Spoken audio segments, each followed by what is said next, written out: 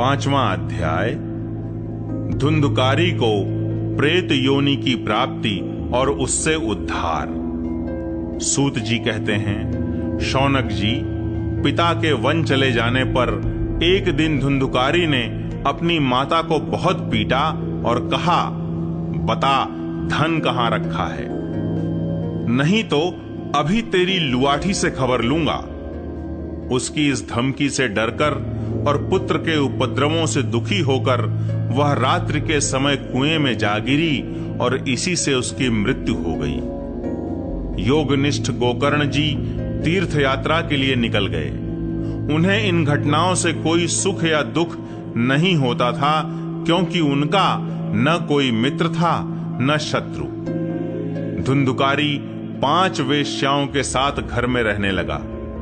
उनके लिए भोग सामग्री जुटाने की चिंता ने उसकी बुद्धि नष्ट कर दी और वह नाना प्रकार के अत्यंत क्रूर कर्म करने लगा। एक दिन उन कुलटाओं ने उससे बहुत से गहने मांगे। वह तो काम से अंधा हो रहा था। मौत की उसे कभी याद नहीं आती थी। बस उन्हें जुटाने के लिए वह घर से निकल पड़ा। वह जहां तहां से बहुत सा धन चुराकर घर लौट आया तथा उन्हें कुछ सुंदर वस्त्र और आभूषण लाकर दिए। चोरी का बहुत माल देखकर रात्रि के समय स्त्रियों ने विचार किया कि यह नित्य ही चोरी करता है, इसलिए इसे किसी दिन अवश्य राजा पकड़ लेगा।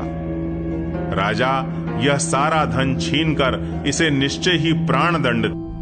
जब एक दिन इसे मरना ही है, तब हम ही धन की रक्षा के लिए गुप्त रूप से इसको क्यों न मार डालें। इसे मारकर हम इसका माल मत्ता लेकर जहां कहीं चली जाएंगी। ऐसा निश्चय कर उन्होंने सोए हुए धुंधुकारी को रस्सियों से कस दिया और उसके गले में फांसी लगाकर उसे मारने का प्रयत्न किया। इससे जब वह जल्दी न मरा तो उन्हें बड़ी चिंता हुई। तब उन्होंने उसके मुख पर बहुत से दहकते अंगारे डाले। इससे वह अग्नि की लपटों से बहुत छटपटा कर मर गया। उन्होंने उसके शरीर को एक गड्ढे में डालकर गाड़ दिया। सच है, स्त्रियां प्रायः बड़ी दुस्साहसी होती हैं। उनके इस कृत्य का किसी को भी पता न चला। लोगों के पूछने पर कह देती थीं कि हमारे प्रियतम पैसे के लोभ से अब की बार कहीं दूर चले गए हैं, इसी वर्ष के अंदर लौट आएंगे। बुद्धिमान पुरुष को दुष्टा स्त्रियों का कभी विश्वास नहीं करना चाहिए। जो मूर्ख इनका विश्वास करता है उसे दुखी होना पड़ता है।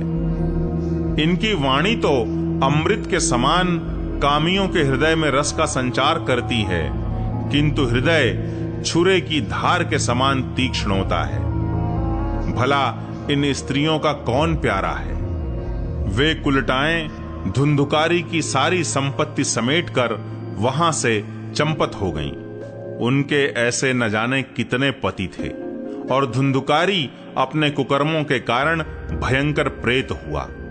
वह बवंडर के रूप में सर्वदा 10 दिशाओं में भटकता रहता था तथा शीत धाम से संतप्त और भूख प्यास से व्याकुल होने के कारण हा दैव चिल्लाता रहता था, परंतु उसे कहीं भी कोई आश्रय न मिला।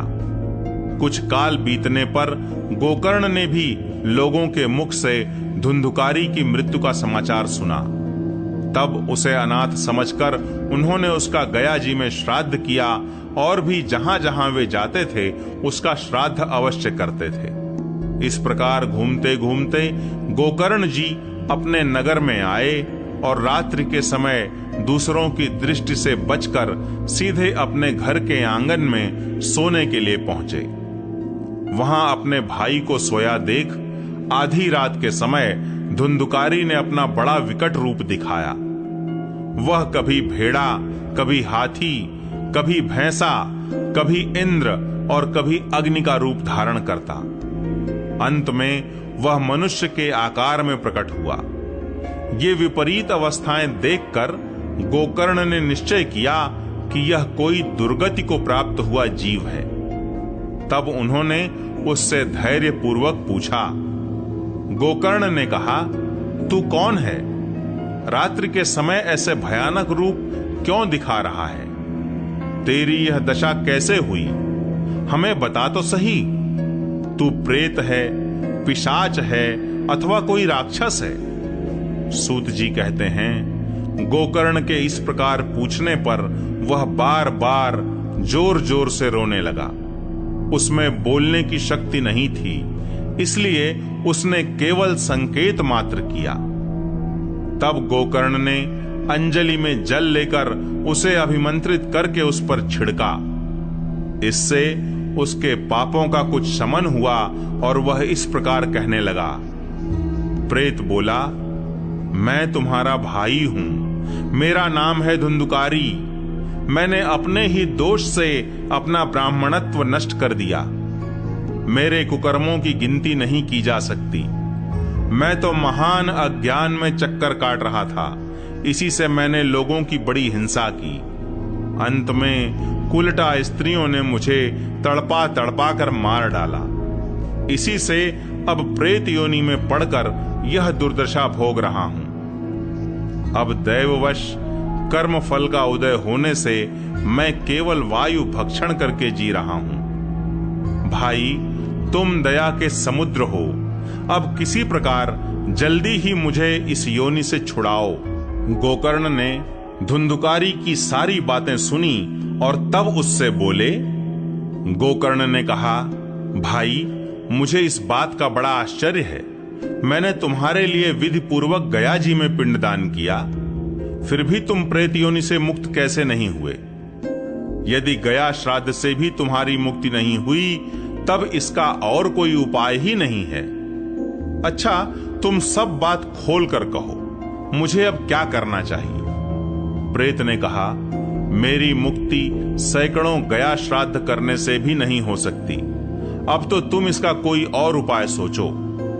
प्रेत की यह बात सुनकर गोकर्ण को बड़ा आश्चर्य हुआ। वे कहने लगे, यदि सैकड़ों गया श्राद्धों से भी तुम्हारी मुक्ति नहीं हो सकती, तब तो तुम्हारी मुक्ति असंभव ही है। अच्छा, अभी तो तुम निर्भय होकर अपने स्थान पर रहो। मैं विचार करके तुम्हारी मुक्ति के लिए कोई दूसरा उपाय करूंगा। गोकर्ण की आज्ञा पाकर धुंधुकारी वहां से अपने स्थान पर चला आया। इधर गोकर्ण ने रात भर विचार किया, तब भी उन्हें कोई उपाय नहीं सूझा। प्रातःकाल उनको आया देख लोग प्रेम से उनसे मिलने आए। तब गोकर्ण ने रात में जो कुछ जिस प्रकार हुआ था वह सब उन्हें सुना दिया। उनमें जो लोग विद्वान, योगनिष्ठ, ज्ञानी और वेदज्ञ थे, उन्होंने भी अनेकों शास्त्रों को उलट पलट कर देखा, तो भी उसकी मुक्ति का कोई उपाय न मिला। तब सबने यही निश्चय किया कि इस विषय में सूर्य नारायण जो आज्ञा करें वही करना चाहिए। अतः गोकर्ण ने अपने तपोबल से सूर्य की गति को रोक दिया। उन्होंने स्तुति की, भगवन, आप सारे संसार के साक्षी हैं। मैं आपको नमस्कार करता हूं। आप मुझे कृपा करके धुंधुकारी की मुक्ति का साधन बताइए। गोकर्ण की यह प्रार्थना सुनकर सूर्यदेव ने दूर से ही स्पष्ट शब्दों में कहा, श्रीमद् भागवत से मुक्ति हो सकती है, इसलिए तुम उसका सप्ताह पारायण करो। सूर्य का यह धर्ममय वचन वहां सभी ने सुना। तब सबने यही कहा कि प्रयत्न पूर्वक यही करो। है भी यह साधन बहुत सरल। अतः गोकर्ण जी भी तदनुसार निश्चय करके कथा सुनाने के लिए तैयार हो गए। देश और गांवों से अनेकों लोग कथा सुनने के लिए आए। बहुत से लंगड़े, लूले, अंधे, बूढ़े और मंदबुद्धि पुरुष भी अपने पापों की निवृत्ति के उद्देश्य से वहां आ पहुंचे। इस प्रकार वहां इतनी भीड़ हो गई कि उसे देखकर देवताओं को भी आश्चर्य होता था। जब गोकर्ण जी व्यास गद्दी पर बैठकर कथा कहने लगे, तब वह प्रेत भी वहां आ पहुंचा और इधर उधर बैठने के लिए स्थान ढूंढने लगा।